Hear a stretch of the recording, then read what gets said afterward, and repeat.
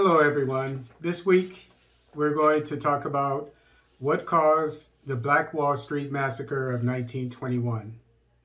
The information for this lecture is taken from tulsahistory.org, history.com, Riot and Remembrance by James Hirsch, Making Tulsa Oil Capital of the World by Petroleum Pioneers, Elementary Aspects of Peasant Insurgency in Colonial India by Renaji Guha, City of Tulsa, and CNN. In 1921, Tulsa, Oklahoma was a bustling city with a population of over 100,000 people.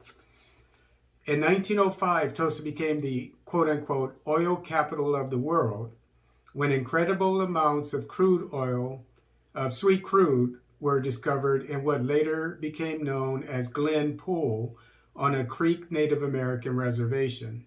And I believe it was at this time in 1905 that the city of Tulsa was established when the oil was found. Oil tycoon and founder of Getty Oil Company, John Paul Getty, got his start in Tulsa. When I went to Tulsa in 2005, my family and I, we got there, I think it was on a Friday evening, early Friday evening. We observed a bunch of high schoolers in their cars and so forth. They were just out socializing. And we noticed that a lot of the cars, there was a lot of affluence there among the white Tulsa population. The kids were driving Mercedes, Porsches, Corvettes, etc. So there's still generational wealth among the white population of Tulsa. Obviously from the oil wealth that began in 1905. Due to Jim Crow, most of the 10,000 black residents of Tulsa lived in Greenwood, which was known as Black Wall Street because of the affluence of the district. The 3-story, 54-room Stratford Hotel in Greenwood was the largest and most luxurious hotel owned by an African American. The recently built Mount Zion Baptist Church was reportedly nicer than any white church in Tulsa. So these were fairly new buildings.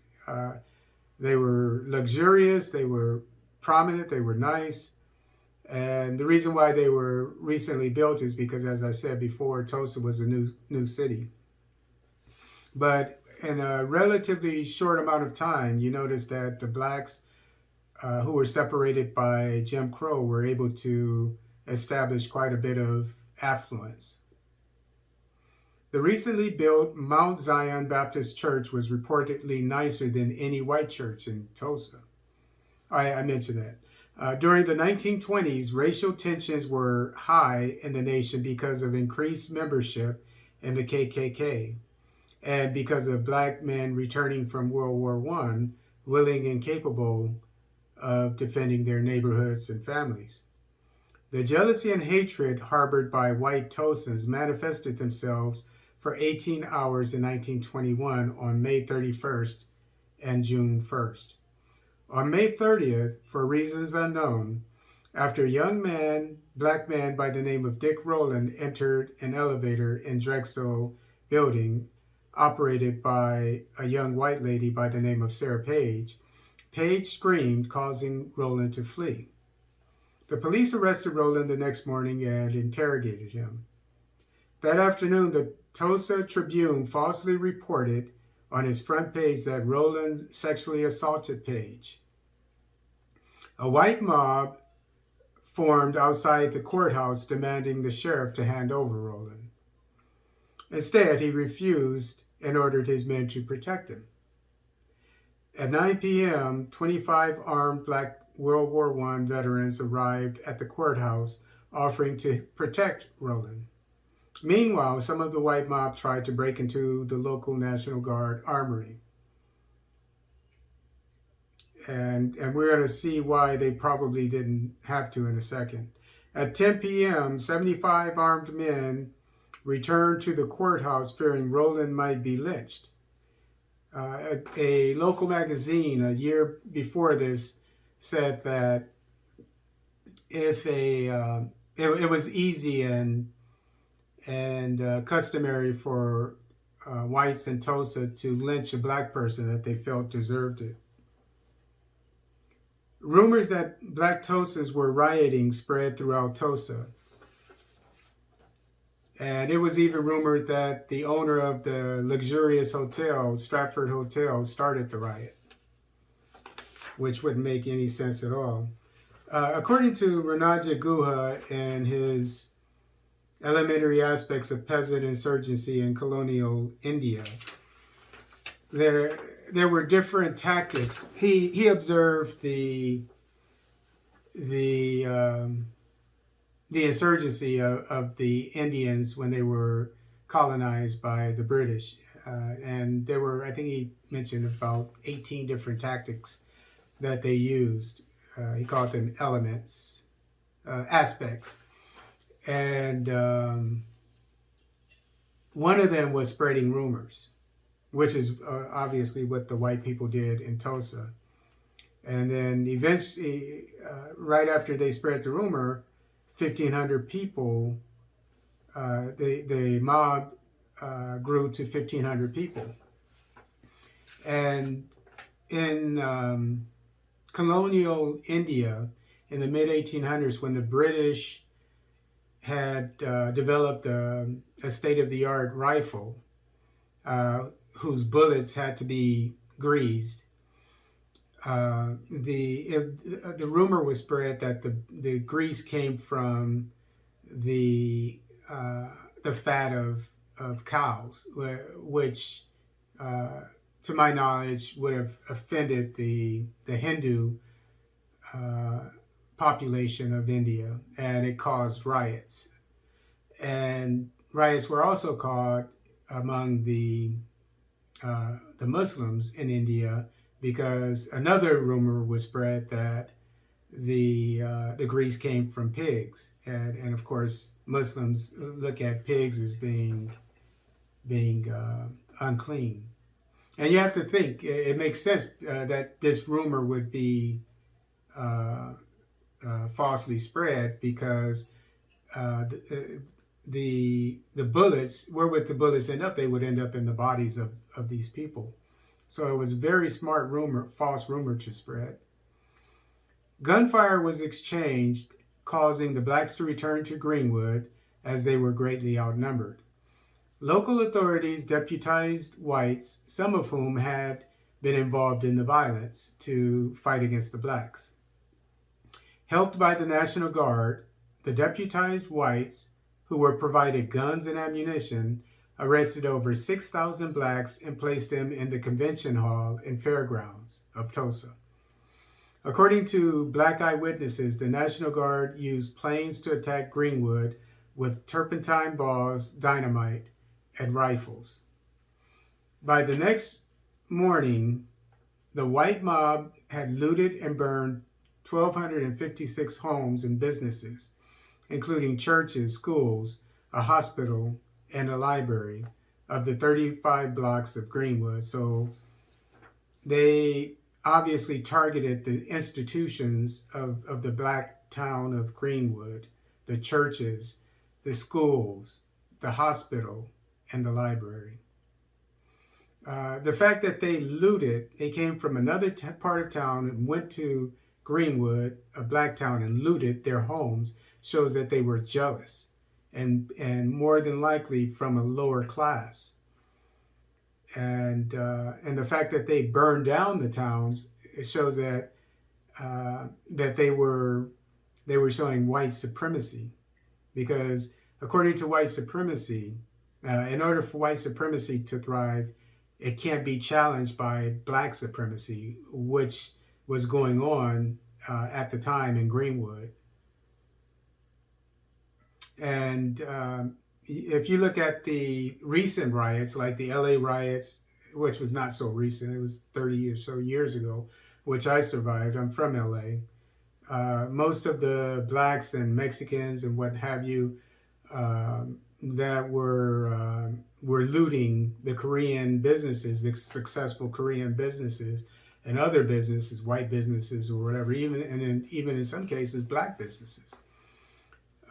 They were from a lower class, and that's not to put them down by any means.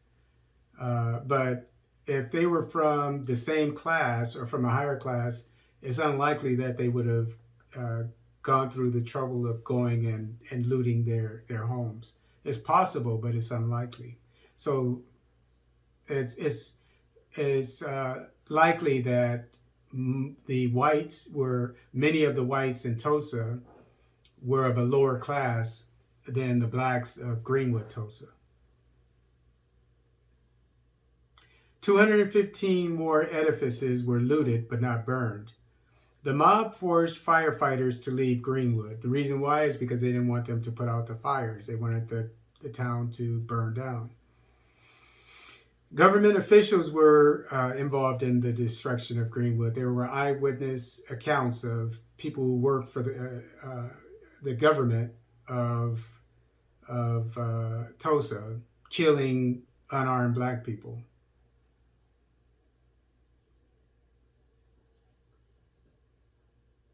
The violence had subsided on June 1st by the time Governor James Robertson declared martial law at noon. According to the official record, 36 people died and over 800 people were injured. You would think that a massacre of this magnitude involving a black town of around 10,000 people that got burned to the ground, more than 36 people would have died from this. And this is probably why historians today believe that about 300 people died.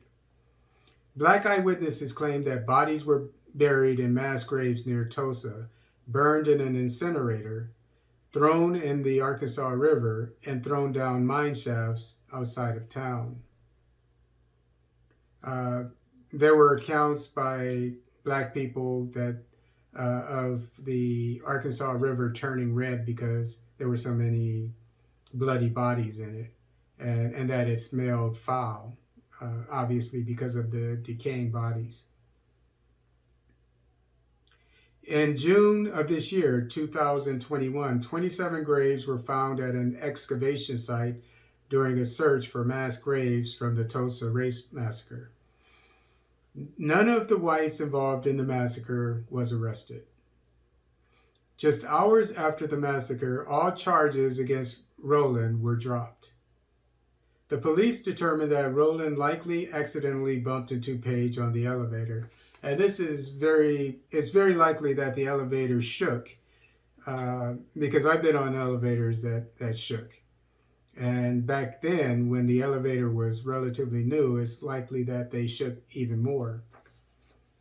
And so maybe the elevator shook, causing him to bump into her. After being released from jail, Rowland never returned to Tulsa. Tulsa authorities and news media kept the rest of the nation uninformed of the massacre, even though it was reported by Walter White, the president of the NAACP. But the nation as a whole knew nothing about the massacre. Local police and military records made no mention of the massacre. The Tulsa Tribune subsequently removed its May 31st front page story. The Tulsa chapter of the KKK grew in number after the massacre. So the reason why the Greenwood, Tulsa, Oklahoma Black Wall Street massacre occurred was, first of all, jealousy. You had a successful part of town which was black, and the white people couldn't take it. There were obviously a lot of lower class white people, and these blacks were doing better than they were. So they couldn't have that. The second part is white supremacy. According to white supremacy, whites have to be above blacks in all things. So when you look at it, the town of Tulsa was a new city. It was about 16 years old. And blacks had achieved a high level of success in a very short amount of time, while whites many of them were not able to achieve this success. They had about 90,000 people, and blacks had only 10,000 people in the town. And so when you look at it in a capitalist society, you have competition. And in Tulsa, blacks were showing that they were superior economically to whites as far as averages. When you look at the town, obviously it was doing better than many parts, if not most parts of Tulsa as a whole. So to keep the white supremacist narrative going, Black Wall Street, Greenwood, Tulsa, Oklahoma, had to be destroyed, taken off the map.